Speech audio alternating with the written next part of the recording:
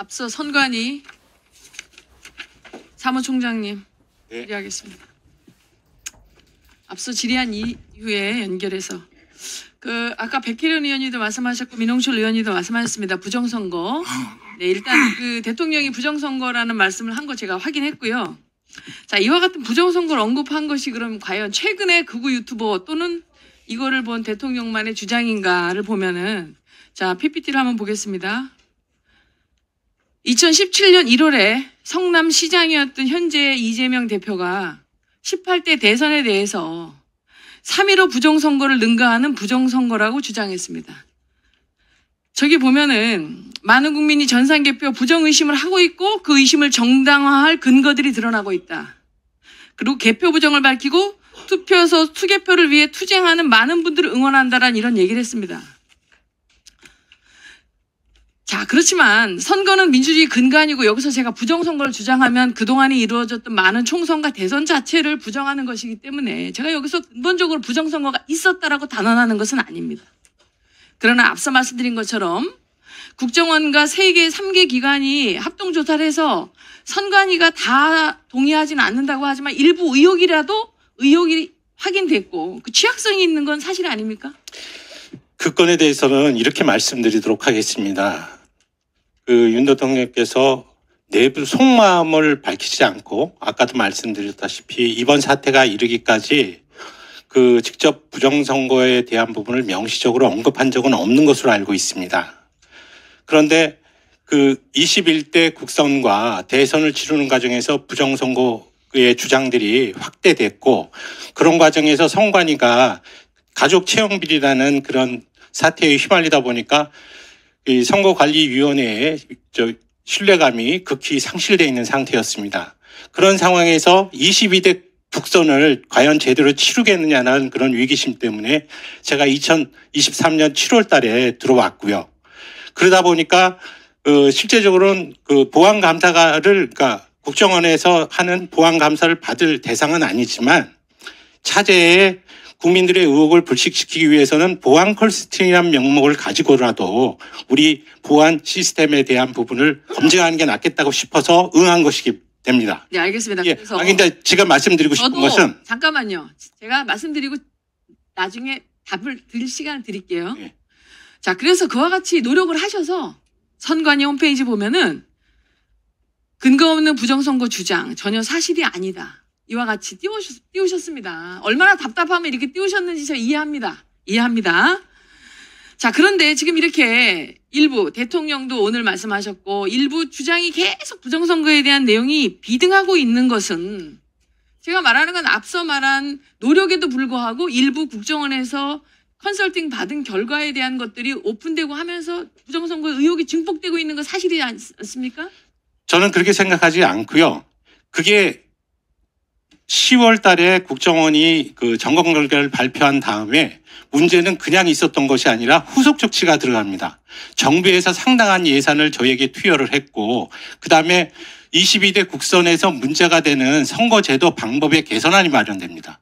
그래서 최종적으로 국정원에서 지적을 했던 보안 미흡사항에 대해서는 1차 점검과 2차 점검을 통해서 아까 점수 말씀하셨는데 33.5에서 70점 가깝게 보안 점수를 향상시킨 상태에서 22대 국선이 치러졌고 그 이후에 결과 자체에 대한 평가는 있겠지만 상당히 저희들 입장에서는 부정선거론자들의 주장이 잘 대응했다고 생각을 하고 있었습니다. 사실. 네. 자, 그렇다면 그렇게 취약점이 있었던 것을 보완하셨는데 왜 지난해 12월 13일 행안위 현안 질의에서 이렇게 보완했으면 선관위 서버를 외부에 완전히 오픈하라는 게 아니라 일부 그거를 관리할 수 있는 기관에 의해서 공개하라고 했더니 사무총장께서 뭐라고 대답했냐면 서버에 공개할 수 없는 국가기밀이 담겨있기 때문에 공개할 수 없다라고 했는데 그렇게 보완하신 내용이면 오픈을 해서 대통령도 계엄의 이유로 취약성을 얘기하고 국민들이 그렇게 부정선거를 얘기하면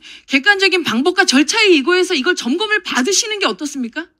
지금 그 부분은 또 앞으로 돌아가는데 저희만 국가 기반 정보시설에 해당하는 것이 아니라 모든 국가기관뿐만 아니라 헌법기관 역시 마찬가지 주요 기관이 됩니다. 그런데 의원님도 잘 아시다시피 헌법기관들은 지금 국정원이 주관하는 보안 감사의 대상에 포함되어 있지 않습니다. 그런데 선거관리위원회만 그 부분을 받겠다고 하는 부분이 문제가 있으니 국회나 법원, 헌법재판소가 이 부분에 대해서 동의해서 국가기관의 보안감사를 받는 체제가 된다면 저희들은 반대할 이유가 없다. 자, 그렇다면 동일한 자체에서 그렇게 해달라고 요청한 거. 그렇다면 여기 여당 의원님들 계신데 정말 대통령이 비상계엄을 한 거를 저 동의하지 않습니다.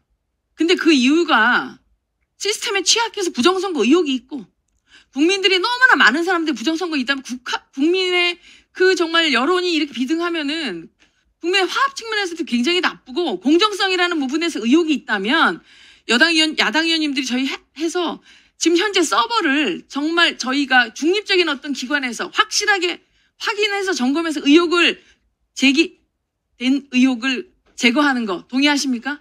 예, 지금 아까 제가 말씀을 드렸었는데요. 네. 지금 서버에 대한 부분이고 부정선거 주장에 대한 부분은 서버 조작만 가지고 끝나지 않는다는 부분과 가지고도 다 말씀을 드렸습니다. 그럼에도 불구하고 일부 국민들께서 믿지 않는다. 서버를 그러면 까봐라라는 말씀을 하신다고 알고 있기 때문에 그런데 지금 아까 말씀드린 대로 우리가 안 하는 게 아니라 우리 주요 기반 시설의 정보 그 부분은 비공개 대상으로 돼 있습니다. 그래서 외부에 공개하는 경우에는 처벌을 받게 돼 있어요. 그러니까 정상적인 절차에 의하지 않으면 공개를 할 수 없기 때문에 법상의 정상적인 절차, 지금 저희들이 생각하고 있는 것은 헌법재판소나 법원이 우리 서버에 대한 부분 때문에 검증을 하시겠다고 하면 검증 절차에 의할 것이고요. 그다음에 이건 개헌과 관련한 형사 사건 수사 과정에서 이 서버에 진짜 이 부분을 보시겠다라고 한다면 압수수색 영장 발부하라는 겁니다. 그러면 거기에 따라서 저희들은 적극적으로 응할 의사가 있다는 뜻입니다. 다만 이렇게 될 때 우리 의원님께서 제가 부탁드리고 싶은 말씀은 이 보안 시스템의 중요성은 단순히 선거 조작이 가능해서 선거 결과를 뒤집는 데 있는 것이 아니고 제 생각은 이 보안 시스템이 침해를 당해서 해킹을 당해서 결과가 조작되는 그런 경우는 반드시 발생을 하는데 그렇다 하다 보니까 부정선거는 성공할 수는 없지만 선거 자체가 불능이 됩니다. 따라서 막대한 사회적인 혼란이 올 것이고요. 거기에 대한 책임은 선거관리를 잘못한 저희 선거관리위원회가 책임을 져야 되는 구조입니다. 그래서 만약 저희가 가지고 있는 서버에 대한 소스 코드나 구조도 이런 것들이 전부 노출되는 상황이 벌어진다면 즉각적으로 막대한 예산을 투입해서라도 그리고 상당한 기간을 가지고 서버 재구축이 필요하다는 말씀을 드리는 겁니다. 네. 네, 총장님, 사무총장님이시죠? 잠깐 네. 소개해 주십시오. 본연이 한 5년 전에 스웨덴 선거관리위원회를 방문한 적이 있습니다. 근데 그곳에서, 그 나라에서, 대한민국 선거 체제가 상당히 선진적이다라는 평가를 제가 받고, 굉장히 뿌듯해하고 왔는데요.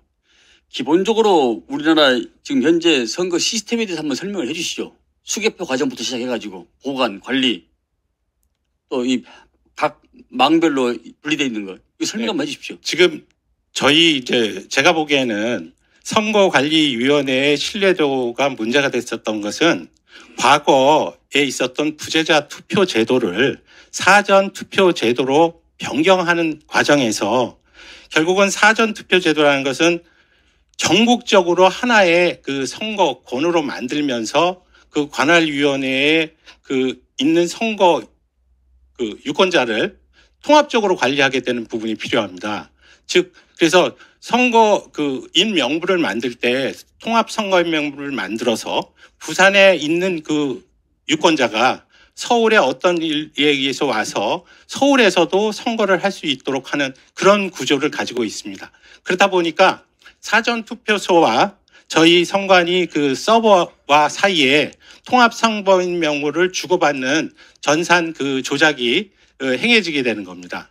그러니까 그런 의미에서 지금 사전투표제를 하게 되면 서버의 중요성이 그만큼 필요하고요. 그렇기 때문에 저희가 이 서버에 대한 부분을 보안을 굉장히 강화해야 된다고 생각을 하고 그렇게 해왔습니다. 네. 예, 그런 과정에서 이제 사전투표가 행해지더라도 문제는 이 사전투표마저도 전자투표가 아니라는 겁니다.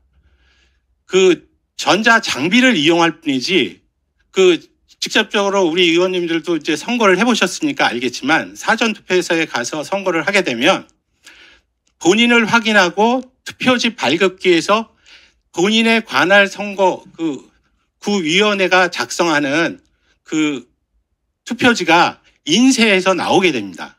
그래서 그 인쇄된 투표지를 가지고 뭐 본투표와 마찬가지로 투표함에 넣게 되는 그런 과정을 거치는 것이고요. 다만 여기서 이제 문제가 되는 것은 전국적으로 동일하게 선거를 하다 보니까 자신의 관할 선거구가 아닌 곳에서 투표한 사람들을 어떻게 할 것이냐의 문제가 발생을 합니다. 그래서 그와 같은 관내 투표가 아닌 관외 투표지에 대해서는 해당 관할 선거구로 그 투표지를 이송하는 절차를 거치게 됩니다. 그것이 이제 우편 방법에 의해서 거치게 되는 것이고요. 결국은 관할 선거구에서 그 사전 투표지와 함께 또한 본투표 날에 투표한 투표지를 함께 모아서 투표가 종료되는 순간 바로 개표소로 이동을 하게 됩니다.